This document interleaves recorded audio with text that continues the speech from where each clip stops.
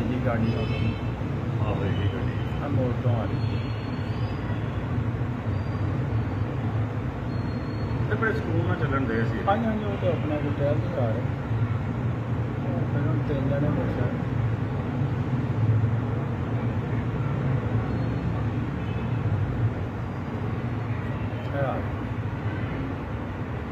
ਉੱਥੇ ਖੜੀ ਰਹੀ ਹੈ ਪਹਿਲੇ ਉਹ ਮਾਰਿਆ ਪਹਿਲਾਂ ਬਾਰ ਲੰਘਿਆ ਨਾ ਸ਼ਾਇਦ हाँ जी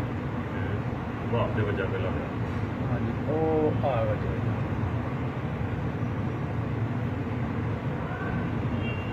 आराम ਨਾਲ ਪਿਸਟਲ ਕੱਢ ਰਹੀ ਬਾਕੀ ਇੱਕ ਦੇ ਹੱਥ 'ਚ ਸੀਗਾ ਪਹਿਲੇ ਆਇਆ ਨਾ ਖਾਲੇ ਵਾਲਾ ਇਹਦੇ ਹੱਥ 'ਚ ਸੀ ਪਹਿਲੇ ਵਾਈਟ ਸੂਟ ਵਾਲਾ ਤਸੱਲੀ ਕਰ ਰਿਹਾ ਮੈਂ ਹਾਂ ਇਹ ਮੁੰਡਾ ਭੀਜੇ ਦਾ ਹੈ ਉਹਦਾ ਨਾ ਗੋਲੀ ਅੜ ਰਹੀ ਸੀ ਉਹਦੀ ਹਾਂਜੀ ਫਿਰ ਉਹਨੇ ਬੋਲਟ ਮਾਰ ਮਾਰਿਆ ਉਹ ਤਾਂ ਉਹਨਾਂ ਦਾ ਟਾਰਗੇਟ ਸੀ ਵਹਾਬ ਉਹ ਜਿਹੜਾ ਡੈਡ ਕਰ ਰਿਹਾ ਸੀ